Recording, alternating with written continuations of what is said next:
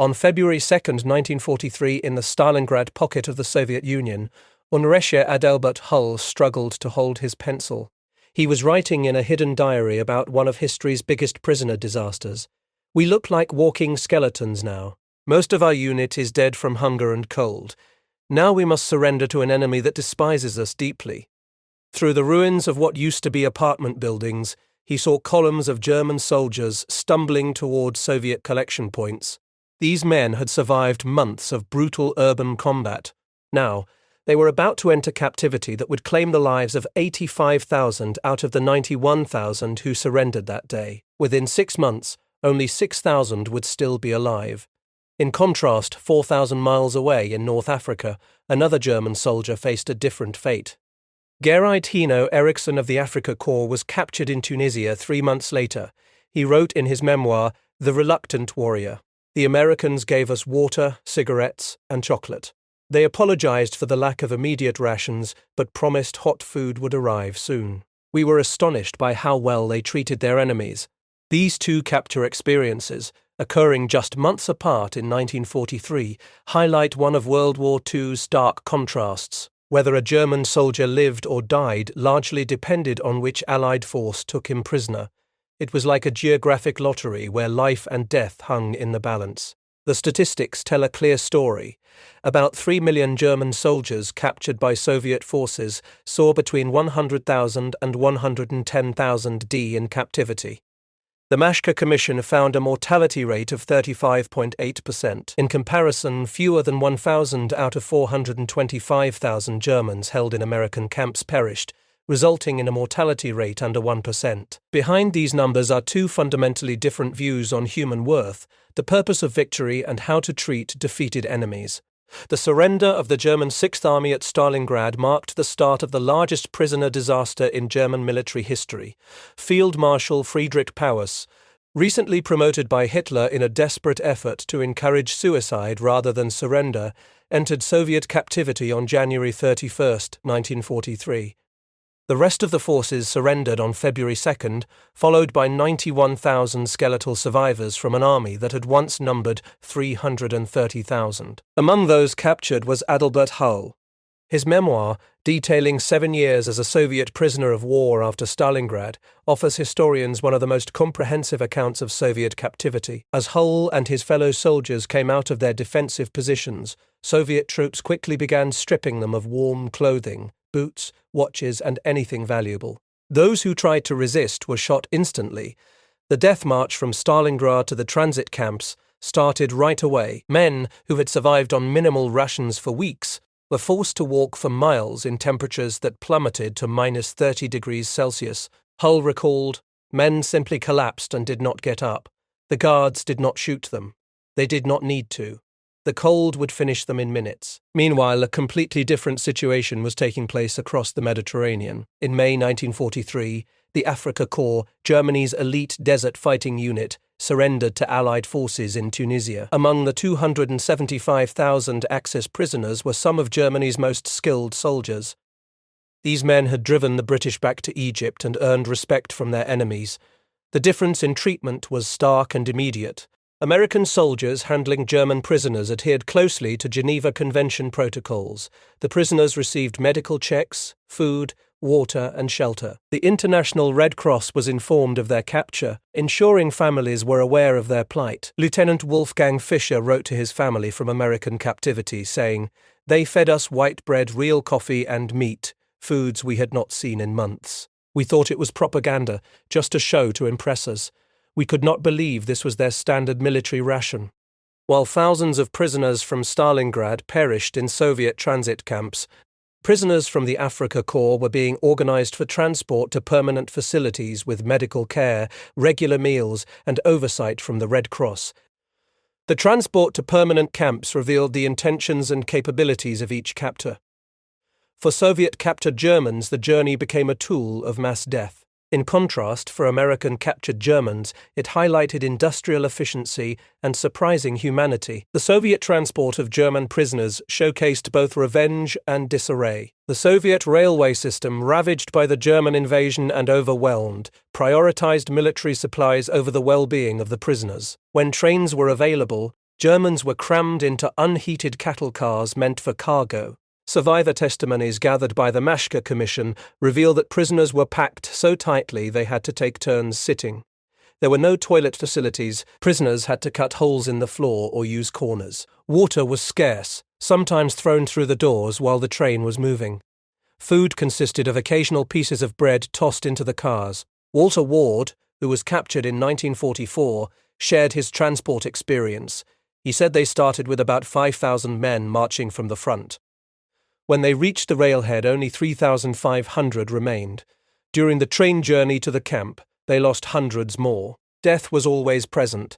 The notorious Bekovka transit camp near Stalingrad illustrated the Soviet method. Originally consisting of dugouts and damaged buildings, it received tens of thousands of prisoners with no preparation for their survival. Latrines were open pits that quickly overflowed. The water came from a polluted river filled with bodies from the battle. German prisoners, bound for America, traveled in conditions that felt surreal, given they were enemies. The Afrika Korps prisoners were transported on Liberty ships, the same vessels that carried American troops to Europe. Though these were not luxury liners, they offered bunks, 3 meals a day, and basic sanitation. The crossing of the Atlantic took about 2 weeks. Prisoners enjoyed regular meals, deck time for exercise, and medical care for wounds and illness. Ship crews, while keeping watch, often had limited conversations with English-speaking prisoners. Upon arriving at American ports like Norfolk, Boston, and New York, the prisoners got their first glimpse of American industrial power. The intact cities were lively and lit up at night, contradicting the Nazi propaganda that portrayed American weakness. Once they reached permanent camps, the stark differences between American and Soviet approaches to managing prisoners became clear. German soldiers entering Soviet camps found facilities built for maximum economic benefit at minimum cost. In contrast, those entering American camps discovered accommodations that often surpassed their own military barracks in Germany. The camps operated under Guper, the main administration for prisoners of war and internees, were part of the Gulag system. These camps served as economic units that relied on prisoner labor to contribute to Soviet reconstruction. A prisoner's worth was judged only by their work output. Those who could not work received starvation rations that led to death within weeks. The geography of Soviet camps stretched across the vastness of the empire. Near Stalingrad, camps like Bekovka served as initial collection points. In Siberia, Camp Cherny NKVD Special Camp No. 48 housed senior officers, including POWs. The large Karaganda complex in Kazakhstan covered 1,780,650 hectares and could hold up to 65,000 prisoners. Adelbert Hull's description of the conditions in these camps highlights the horror. He noted that they lived like animals in holes. Men would fight over scraps of food. The dying had their clothing removed before they passed away. There was no dignity left, only the fight to survive another day. In contrast, German prisoners of war entering American camps found facilities designed to meet the standards of the Geneva Convention. Camp Hearn in Texas, which could accommodate up to 4,800 prisoners at its peak, spanned 680 acres with 3 separate compounds. Each compound contained wooden barracks equipped with electricity, running water, and heating. Camp Concordia in Kansas had 304 buildings, including a 177-bed hospital, recreation areas, and educational facilities. Camp Aliceville in Alabama was the largest in the southeastern United States and housed 6,000 prisoners. It featured advanced infrastructure such as sewage systems and electrical grids. Hans Wehr, who would later become a physician in Maine, remembered his arrival. He said they could hardly believe their eyes. The barracks were better than those in German military facilities. Each man had his own bunk, complete with a mattress and blankets. There were flush toilets, hot showers, and electric lights. Daily routines in American and Soviet camps reflected fundamentally different views on human value and the purpose of imprisonment. These differences impacted every aspect of a prisoner's life. In American camps, life followed regular military patterns that preserved prisoner dignity while ensuring security. At Camp Concordia, the day started at 6 o'clock in the morning with roll call. Breakfast at 6:30 included hot cereal, bread, butter, jam, and coffee. Work details left at 8 o'clock in the morning for agricultural duties or camp maintenance. Lunch typically featured meat, potatoes, and vegetables around noon. Work continued until 5 in the afternoon. Afterward, dinner was served, followed by free time until lights out at 10 p.m. Food rations were equivalent to those of American garrison troops, offering about 3,300 calories each day. This included 1 pound of meat, unlimited bread, fresh vegetables when available, dairy products, coffee with sugar, and occasional treats like ice cream on special days. Medical care was at least equal to civilian standards. German medical staff collaborated with American doctors, gaining experience with medicines like penicillin, which were not available in Germany. Mental health support was almost non-existent in the camps, but it helped prisoners manage the stress of captivity. Franz Müller, who was held at Camp Concordia, recalled that the first weeks made them ill from overeating. After years of limited military rations, the abundance felt overwhelming. In Soviet camps, daily life revolved around work quotas to earn survival rations. Testimonies gathered by the Mashka Commission reveal that the day started at 4 a.m. in summer and 5 a.m. in winter.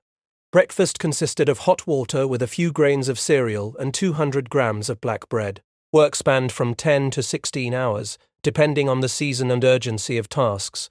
Lumber camps required each prisoner to cut and process specific amounts of wood daily. Mining operations had quotas for ore extraction, while construction brigades also set daily targets. Not meeting quotas led to reduced rations. The basic daily ration for prisoners who met their quotas included 300 to 400 grams of bread, sometimes mixed with sawdust, watery soup with occasional vegetables, and minimal sugar or salt. This amounted to about 1,200 to 1,500 calories, which was half of what was necessary for survival without physical labor.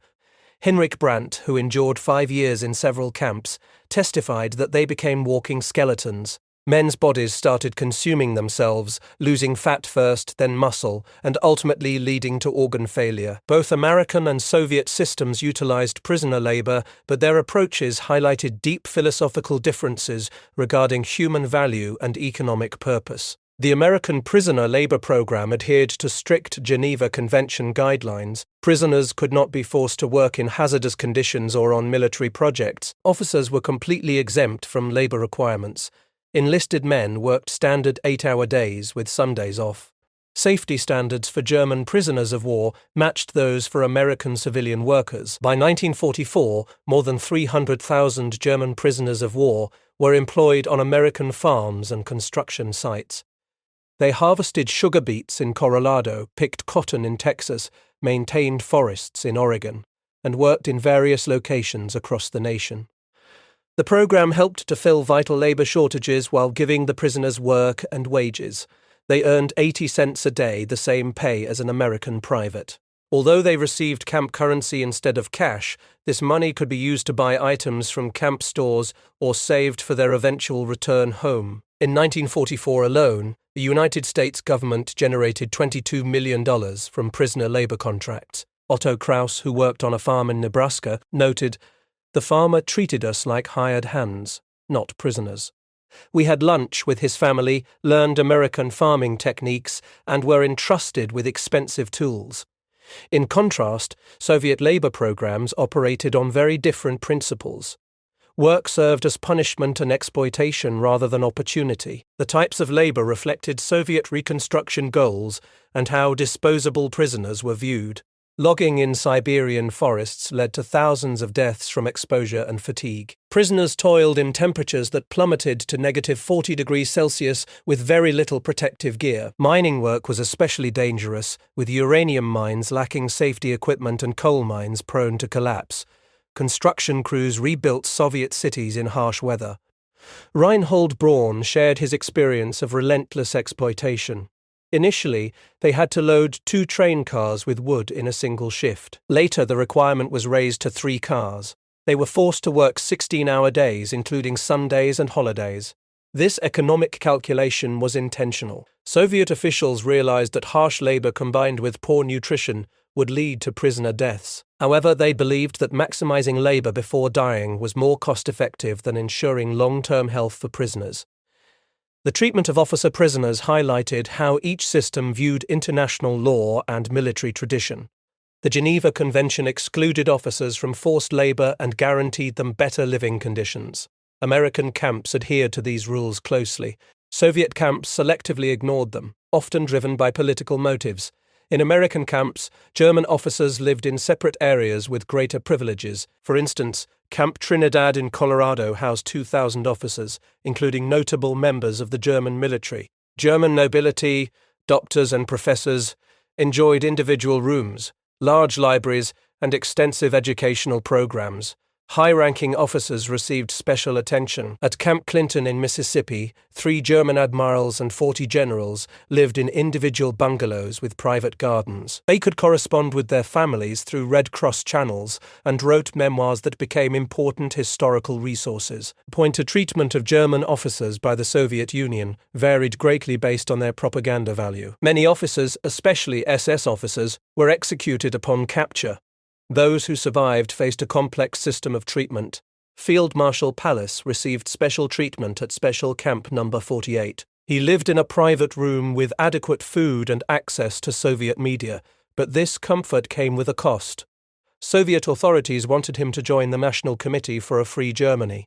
Lower-ranking officers who lacked propaganda value experienced conditions that were only slightly better than those of enlisted men. They were technically exempt from labor but received reduced rations. Many chose to work voluntarily for extra food, sacrificing protections under the Geneva Convention for their survival. The ability to communicate with family greatly influenced the psychology and survival of prisoners. American camps maintained regular mail service that boosted morale. In contrast, Soviet camps imposed a near-total communication blackout. In American camps, prisoners could send 2 letters and 4 postcards each month. Although military content was censored, personal messages were unrestricted. Mail traveled through Red Cross channels via Switzerland. It took 2 to 3 months each way, but it arrived consistently. Families could send responses that included letters and packages with food, clothing, books, and photographs. Wilhelm Hartmann wrote from Camp Herne, stating, "Knowing you receive my letters that you know I'm alive and well gives me strength to endure separation." Soviet camps operated in total communication darkness. Most prisoners could not send or receive mail for years. When communication eventually resumed, usually after 1947, it was heavily restricted to 25 words per month on pre-printed postcards. The initial blackout was complete. Families received no notification of their loved ones' capture. Millions of German families spent years unsure if their relatives were dead or imprisoned. The differences in medical provisions starkly illustrated the value each system placed on enemy lives. American camps provided adequate medical care. Comprehensive health care in American camps often surpassed what prisoners had experienced as civilians. In Soviet camps, brutal triage focused only on labor potential. Every American prisoner camp featured hospitals that met military medical standards. Regular inspections helped identify health issues early. Prisoners received surgeries, dental care, and treatment for chronic conditions. Vaccination programs successfully prevented epidemic diseases. Dr. Friedrich Bauer, a Wehrmacht surgeon at Camp Herne, later stated that he performed more successful operations as a prisoner than in German field hospitals. He noted they had access to penicillin, sulfur drugs, anesthetics, and other medicines not available in Germany. In contrast, Soviet medical care was often minimal or non-existent. Most camps lacked even basic medical facilities. Disease ran rampant in these camps. Typhus, dysentery, and tuberculosis spread quickly among weakened populations. The International Committee of the Red Cross acted as the main humanitarian monitor, but its effectiveness depended on cooperation from captors. American camps welcomed inspections from the Red Cross. Their representatives visited each major camp multiple times each year for thorough investigations. They interviewed prisoners privately, examined conditions, and looked into complaints. Their reports impacted camp policies and confirmed compliance with the Geneva Convention. Conversely, the Soviet Union entirely rejected Red Cross access. When Germany suggested sharing prisoner lists through the Red Cross in 1941, Soviet Foreign Minister Molotov explicitly instructed, "Do not respond to the request." This choice left millions of families in prolonged uncertainty. The real reason behind denying Red Cross access was to conceal conditions that might have led to international outrage. The evidence of differing treatment is both overwhelming and indisputable. Of about 425,000 German prisoners held in American camps, between 850 and 10 to go, resulting in a mortality rate of less than 0.25%. Reasons for death included work accidents, disease, and violence among prisoners, with 135 documented murders by Nazi loyalists. Soviet custody statistics tell a vastly different story. Soviet records acknowledge 381,167 German Wehrmacht deaths among 2,388,443 registered prisoners. However, the Mashka Commission reported 194,260,000 German prisoners. Historian Rüdiger Overmans estimates total deaths at between 1 and 1.1 million. The prisoners captured at Stalingrad faced catastrophic mortality. Of the 91,000 taken prisoner, a tragic fate awaited them. In February 1943, around 85,000 prisoners died within a few months. Only about 5,000 to 6,000 survived to return home in the 1950s. The end of the war in May 1945 allowed for the immediate repatriation of American-held prisoners. However, those in Soviet custody remained prisoners. American repatriation started just weeks after the German surrender. Before leaving, all prisoners watched mandatory films about the liberation of concentration camps. At Camp Butner, about 1,000 prisoners spontaneously burned their uniforms after viewing footage from Bergen-Belsen. By December 1946, nearly all German prisoners had been released from American camps. The Soviet repatriation process was vastly different. The first releases in 1945 were invalids, whose labor was deemed no longer worth the cost of feeding them. Able-bodied prisoners were kept for reconstruction work. Major releases occurred between 1947 and 1948, but 85,000 prisoners were held as war criminals. Final repatriation needed high-level diplomatic efforts. From September 9 to 13, 1955, West German Chancellor Konrad Adenauer went to Moscow for direct talks. His visit resulted in an agreement to release the remaining prisoners in exchange for establishing diplomatic relations. The last German prisoners returned in January 1956, 11 years after the end of the war. The way returning prisoners were received reflected their experiences in captivity and the timing of their return. Those held by Americans who came back between 1945 and 1946 found a Germany starting to rebuild. They quickly reintegrated, as their American experiences often proved beneficial. In contrast, Soviet camp survivors faced very different realities. Those returning in the late 1940s found their families struggling with occupation and division. Many found that their wives had remarried, their children did not recognize them, and their parents had died waiting for their return. Their physical appearance often shocked their families. Men returned looking like skeletal shadows, seeming to age decades in just a few years. The returnees from 1955 to 1956 faced the toughest challenges. After 10 years away, they came back to a prosperous West Germany focused on economic recovery. Their suffering felt out of place in a nation eager for progress. The different experiences of these survivors had lasting effects that influenced Cold War politics and international law for many years. Survivors carried unique burdens based on where they were held. American camp survivors generally resumed normal lives, with around 5,000 eventually immigrating to America. Survivors of Soviet camps carried both physical and emotional scars. Their experiences had a significant impact on German politics after the war. Those who were held by Americans often became supporters of the Western Alliance. In contrast, survivors of Soviet camps emerged as strong anti-communist figures. Their stories helped shield West German society from Soviet influence. The Geneva Conventions of 1949 included lessons learned from these different experiences. New rules were created to address Soviet exploitation. They mandated access for the International Committee of the Red Cross, banned forced labor beyond camp maintenance, and demanded timely repatriation. The way prisoner experiences are remembered reflects broader trends in how we remember war. American camps left few physical reminders. Most were taken down right after the war. Camp Hearn still has a small museum dedicated to German-American friendship. Former prisoners helped restore the facilities they once built. They viewed these sites as symbols of creativity during difficult times. In contrast, Soviet camps did not have any memorials in former Soviet regions. The Soviet story highlighted justified revenge for German aggression. In Germany, former Soviet prisoners of war established memorials. Recent historical studies recognize the wrongdoings that led to Soviet retaliation. Yet, the experience of German prisoners of war offers valuable lessons for modern conflicts. The link between humane treatment and intelligence sharing impacts today's detention policies. It is crucial to understand that how we treat prisoners influences reconciliation after conflicts.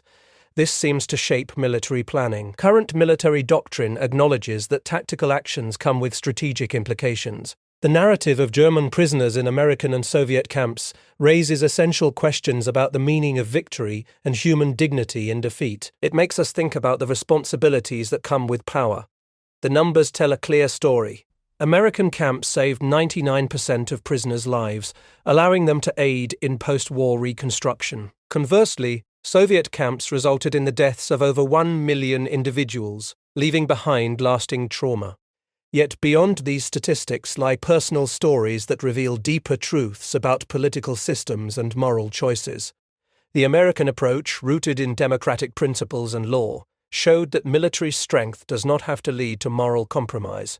The Geneva Conventions were upheld out of strength, with the belief that humane treatment would not threaten security. This belief was confirmed as former prisoners became allies during the Cold War. The Soviet approach was driven by economic reasons and a desire for revenge. This revealed the deep flaws in totalitarian logic. Viewing prisoners as expendable resources allowed for efficient exploitation, but led to a strategic failure. The violence that followed poisoned German and Soviet relations for generations. Individual testimonies offer a glimpse into this history. Hans Faker, who experienced American captivity, later chose to become an American citizen. Meanwhile, Adalbert Hull endured 7 years in Soviet camps, carrying permanent scars from his experience.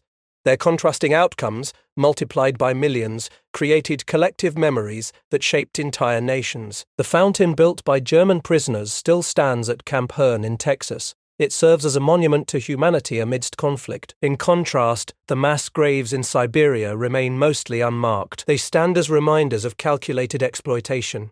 Between these symbols, nations have the opportunity to choose their identity. The fate of German prisoners depended on which uniform accepted their surrender. This highlights how individual destinies are often shaped by larger historical forces. Yet, their experiences show that nations make choices. The decision to provide food or starvation, to heal or exploit, to communicate or isolate. These choices reveal core values with lasting impacts. The way nations treat defeated enemies showcases their true character and shapes the post-conflict world. The last German prisoners returned from Soviet captivity in January 1956. However, their stories still resonate with us today. Even in the thick of conflict, humanity can prevail. Its presence or absence defines civilization itself. These parallel experiences serve as a historical lesson on how civilizations ought to treat the defeated. Their story concludes where it began, with individual soldiers facing the uncertainty of captivity. Their fates were often determined by geography and chance. Yet, within that sense of powerlessness lies a compelling message. The manner in which the victor treats the defeated defines them more than any battlefield success. This choice represents the difference between a fleeting military victory and a lasting triumph for civilization.